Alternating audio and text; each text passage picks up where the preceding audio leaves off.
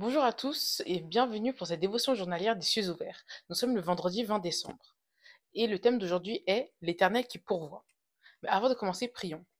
Au nom de Jésus, Seigneur, je te remercie pour la personne qui est en face de cet écran. Merci Seigneur car tu fais en sorte que cette personne puisse être bénie par cet enseignement.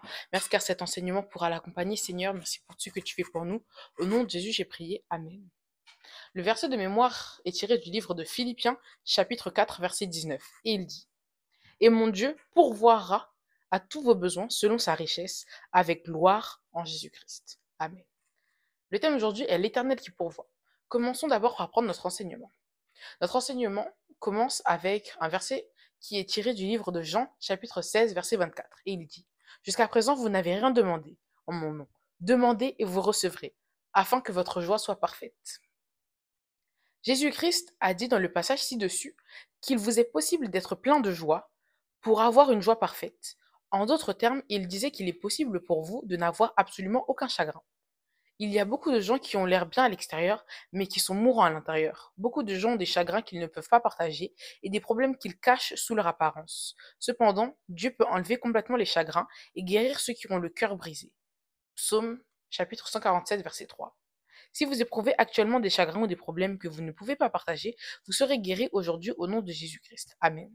Puisque plusieurs d'entre nous, plusieurs personnes, même si elles font comme si elles allaient bien, sont en fait très malades, mais à l'intérieur d'elles-mêmes. Ça veut dire certaines personnes, lorsqu'elles voient leurs amis, font comme si tout allait bien dans leur vie, alors qu'en réalité, par exemple, ces personnes peuvent souffrir de dépression, ces personnes peuvent souffrir de certaines maladies mentales, certaines choses qui mentalement ou émotionnellement les met à mal. Et parfois, lorsque nous sommes au milieu des hommes, lorsque nous sommes au milieu d'autres de nos pères, de personnes chrétiennes ou de païens, il est très compliqué pour nous, par exemple, de nous ouvrir sur nos maux intérieurs et sur justement ce qu'il se passe réellement au fond de nous. Mais s'il y a bien une personne à qui nous ne pouvons pas cacher tout ce qu'il se passe au fond de nous, c'est notre Seigneur Jésus-Christ et c'est notre Dieu, puisque il voit absolument tout. Il nous a créés, il sait ce qu'il se passe au fond de nous, et justement le fait de nous livrer à lui pourrait également nous aider justement sur peut-être la voie de la guérison. Il y a de nombreuses années, une de mes filles est venue me voir et m'a demandé de prier pour elle. Je lui ai demandé sur quoi elle voulait que je prie, mais elle a dit que je n'avais pas besoin de savoir et que lorsque la prière serait exaucée, elle reviendrait et partagerait le témoignage avec moi. J'ai prié pour elle et pour la gloire de Dieu, quelques jours plus tard, elle est revenue partager son témoignage avec moi. Elle avait 20 ans révolus, mais elle souffrait toujours d'énurésie nocturne.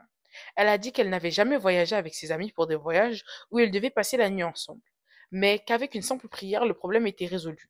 Au nom du Seigneur Jésus qui vous a permis de lire cet enseignement, maintenant, s'il y a des chagrins cachés dans votre vie, ils disparaîtront aujourd'hui.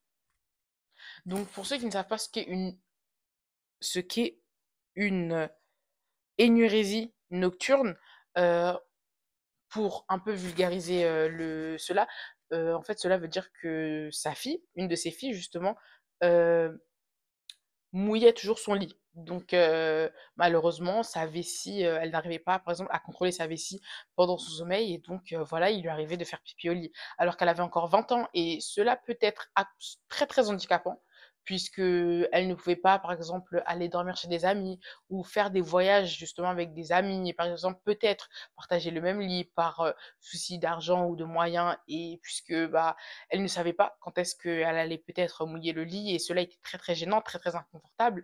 Et également, le fait de garder ce genre de secret, ce genre de problème peut également nous faire nous retrancher sur nous-mêmes. Faire en sorte que nous ayons tellement honte justement de ce qu'il se passe au fond de nous que tout ce que nous faisons, c'est nous replier sur nous-mêmes comme une huître. Et ce n'est pas ce que le Seigneur veut, puisque lorsque nous nous replions sur nous-mêmes comme des huîtres, nous nous replions également devant le Seigneur, malgré que nous n'ayons aucun secret pour lui. En faisant cela, on essaye également de se cacher au Seigneur et il n'est pas possible pour nous de se cacher du Seigneur. Donc cela représente quelque chose qui ne sert à rien, premièrement, mais c'est également aussi, on peut également voir ça comme un plan d'attaque du diable pour faire en sorte que justement nous nous reclusions sur nous-mêmes et que nous oublions justement la puissance du Dieu en lequel nous croyons.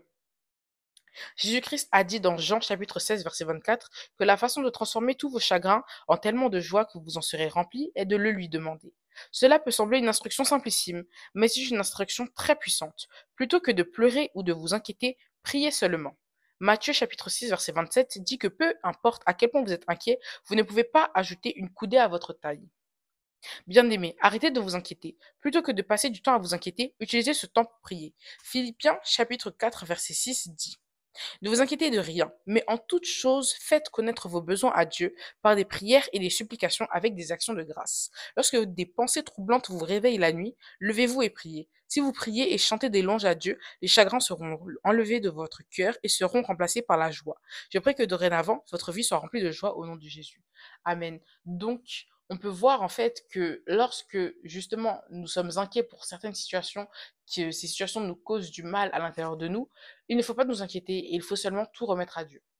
Ça peut sembler très facile à dire et beaucoup moins à faire, mais il faut à chaque fois, lorsque nous sommes pris justement de tous ces maux au fond de nous, nous rappeler qu'il existe un Seigneur Jésus-Christ qui, une fois que l'on lui a délégué tous nos maux, justement nous rend plus légers et nous en délivre, littéralement.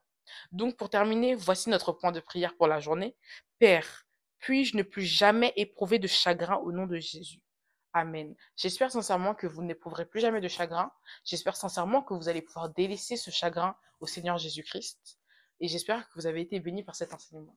Merci beaucoup, passez une bonne journée.